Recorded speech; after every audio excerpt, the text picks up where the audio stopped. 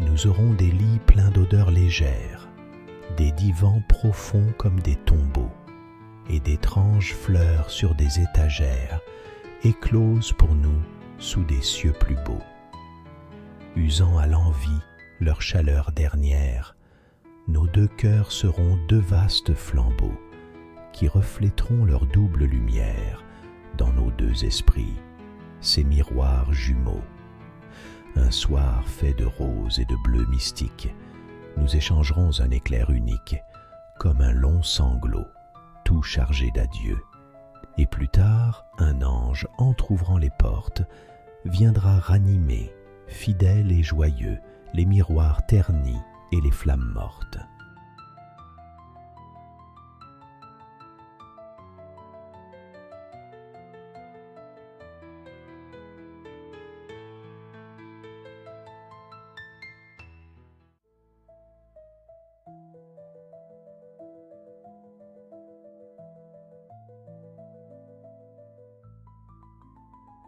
Souvent, pour s'amuser, les hommes d'équipage prennent des albatros, vastes oiseaux des mers, qui suivent, indolents compagnons de voyage, le navire glissant sur les gouffres amers. À peine les ont-ils déposés sur les planches, que ces rois de l'azur, maladroits et honteux, laissent piteusement leurs grandes ailes blanches comme des avirons traîner à côté d'eux. Ce voyageur ailé, comme il est gauche et veule, lui, naguère si beau, qu'il est comique et laid. L'un agace son bec avec un brûle-gueule, l'autre mime, en boitant, l'infirme qui volait. Le poète est semblable au prince des nuées qui hante la tempête et se rit de l'archer. Exilé sur le sol au milieu des huées, ce ailes de géant l'empêchent de marcher.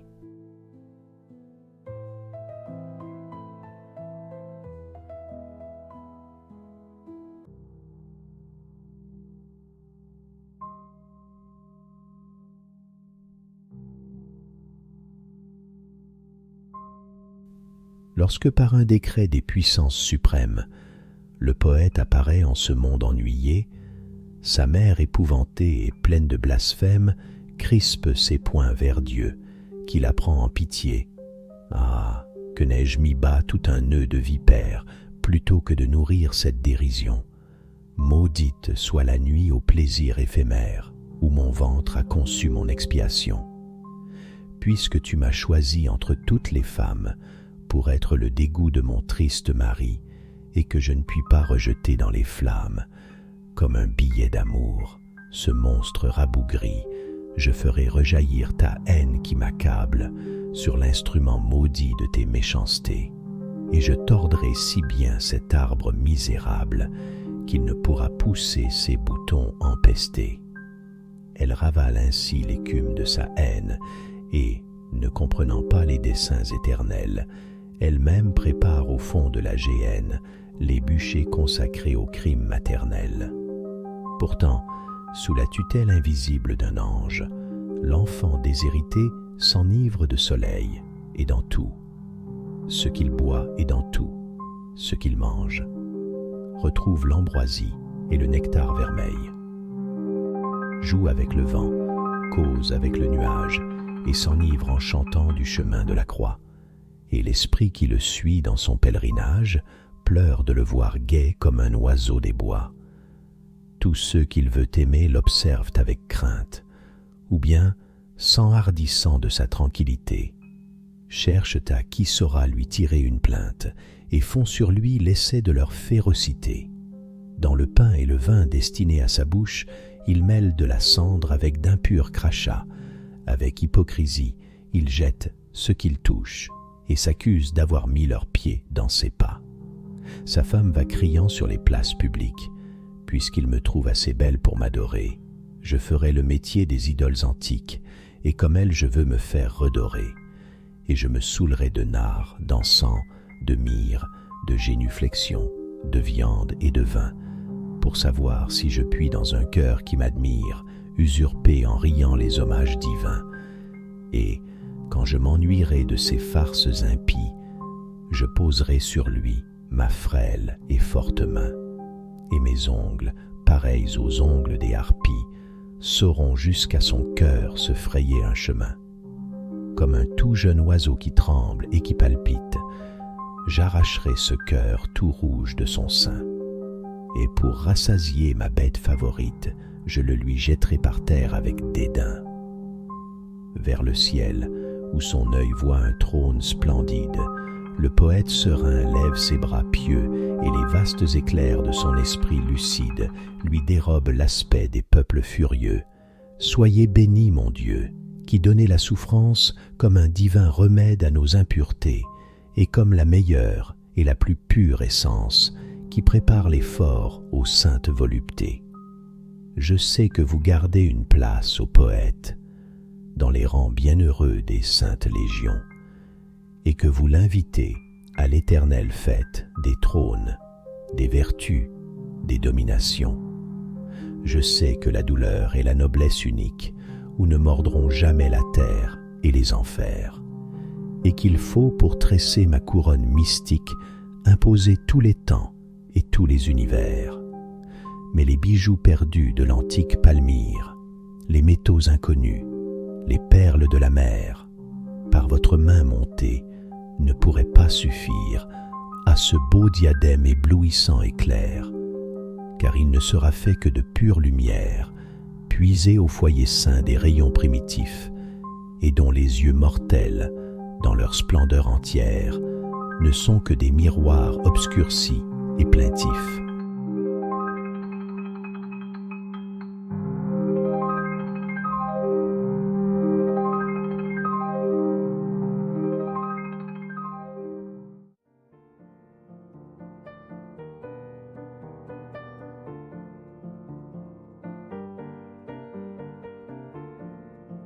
Quand le ciel bas et lourd pèse comme un couvercle sur l'esprit gémissant en proie aux longs ennuis, et que de l'horizon embrassant tout le cercle, il nous verse un jour noir plus triste que les nuits.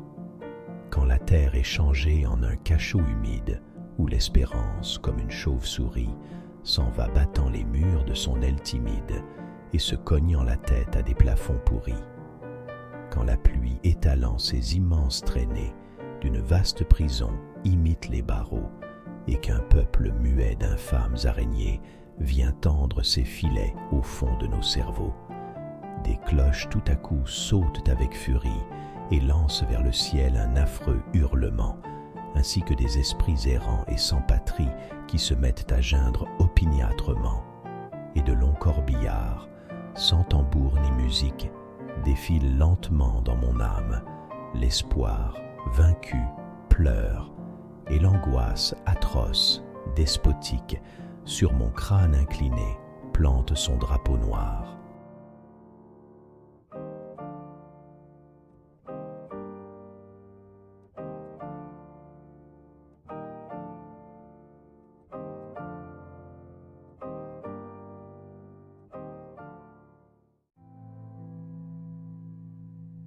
La nature est un temple où de vivants piliers laissent parfois sortir de confuses paroles. L'homme y passe à travers des forêts de symboles qui l'observent avec des regards familiers, comme de longs échos qui de loin se confondent dans une ténébreuse et profonde unité, vaste comme la nuit et comme la clarté. Les parfums, les couleurs et les sons se répondent. Il est des parfums frais comme des chairs d'enfants, doux comme les hautbois, verts comme les prairies, et d'autres, corrompus, riches et triomphants, ayant l'expansion des choses infinies, comme l'ambre, le musc, le benjoin et l'encens, qui chantent les transports de l'esprit et des sens.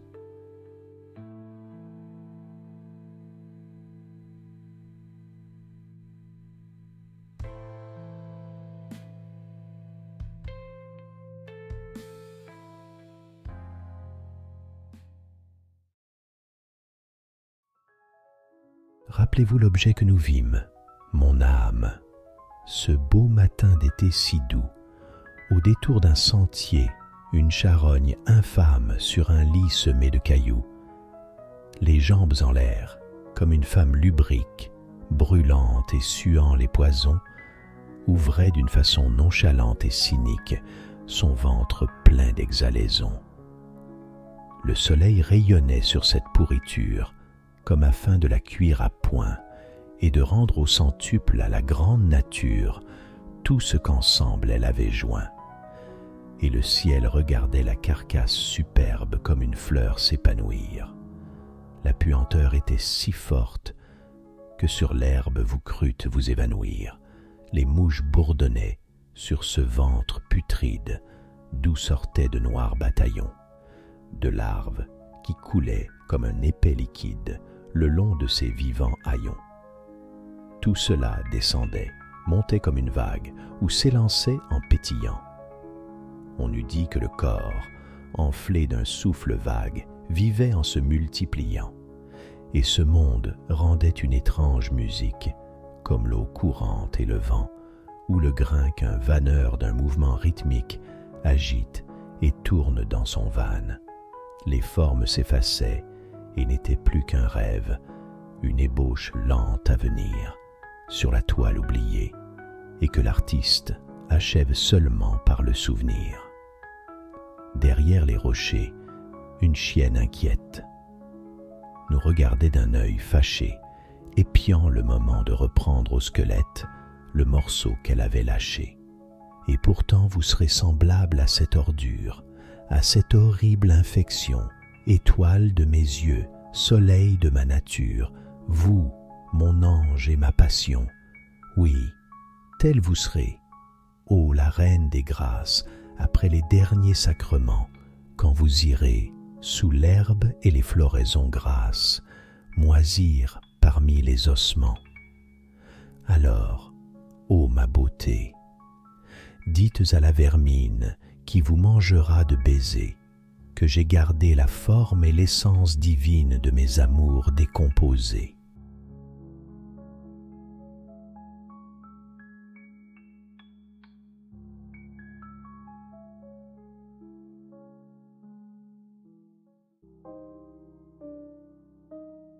Voici venir les temps où, vibrant sur sa tige, chaque fleur s'évapore ainsi qu'un encensoir. Les sons et les parfums tournent dans l'air du soir, valse mélancolique et langoureux vertige. Chaque fleur s'évapore ainsi qu'un encensoir. Le violon frémit comme un cœur qu'on afflige. Valse mélancolique et langoureux vertige. Le ciel est triste et beau comme un grand reposoir. Le violon frémit comme un cœur qu'on afflige, un cœur tendre qui est le néant vaste et noir. Le ciel est triste et beau comme un grand reposoir. Le soleil s'est noyé dans son sang qui se fige. Un cœur tendre qui est le néant vaste et noir, du passé lumineux recueille tout vestige. Le soleil s'est noyé dans son sang qui se fige. Ton souvenir en moi luit comme un ostensoir.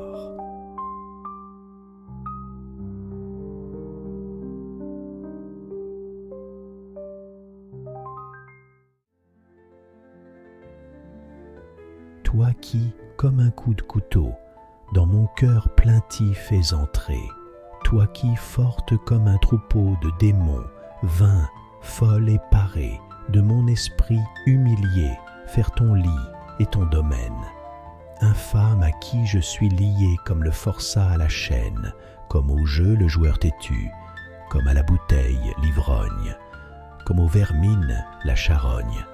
Maudite, maudite sois-tu, j'ai prié le glaive rapide de conquérir ma liberté, et j'ai dit au poison perfide de secourir ma lâcheté. Hélas, le poison et le glaive m'ont pris en dédain et m'ont dit « Tu n'es pas digne qu'on t'enlève à ton esclavage maudit, imbécile. » De son empire, si nos efforts te délivraient, tes baisers ressusciteraient le cadavre de ton vampire.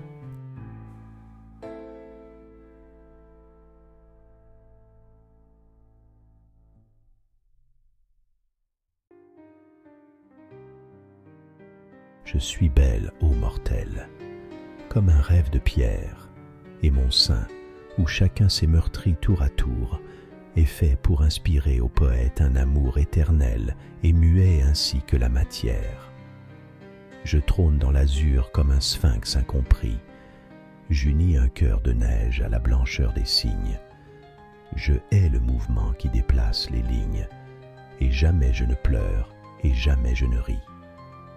Les poètes, devant mes grandes attitudes, que j'emprunte aux plus fiers monuments, consumeront leurs jours en d'austères études, car j'ai, pour fasciner ces dociles amants, de purs miroirs qui font toutes choses plus belles.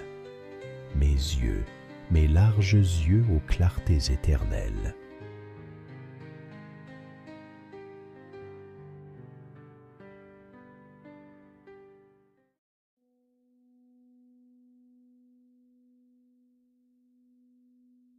Mon enfant, ma sœur, songe à la douceur d'aller là-bas vivre ensemble. Aimer à loisir, aimer et mourir au pays qui te ressemble. Les soleils mouillés de ces ciels brouillés pour mon esprit ont les charmes si mystérieux de tes traîtres yeux, brillant à travers leurs larmes. Là, tout n'est qu'ordre et beauté, luxe, calme et volupté. Des meubles luisants, polis par les ans, décoreraient notre chambre. Les plus rares fleurs mêlant leurs odeurs aux vagues senteurs de l'ambre, les riches plafonds, les miroirs profonds, splendeur orientale, tout y parlerait à l'âme en secret, sa douce langue natale. Là, tout n'est qu'ordre et beauté, luxe, calme et volupté. Vois sur ces canaux dormir ces vaisseaux dont l'humeur est vagabonde. C'est pour assouvir ton moindre désir qu'ils viennent du bout du monde. Les soleils couchants revêtent les champs, les canaux, ville entière, d'hyacinthe et d'or. Le monde s'endort dans une chaude lumière. Là, tout n'est qu'ordre et beauté, luxe, calme et volupté.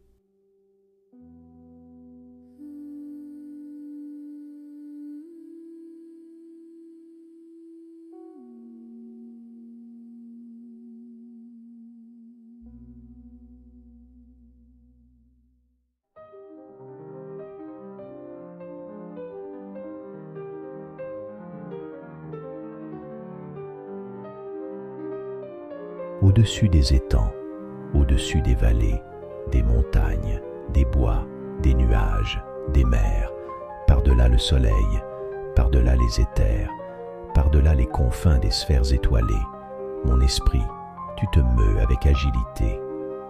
Et, comme un bon nageur qui se pâme dans l'onde, tu sillonnes gaiement l'immensité profonde, avec une indicible et mâle volupté. Envole-toi bien loin de ces miasmes morbides. Va te purifier dans l'air supérieur et bois, comme une pure et divine liqueur, le feu clair qui remplit les espaces limpides, derrière les ennuis et les vastes chagrins qui chargent de leur poids l'existence brumeuse.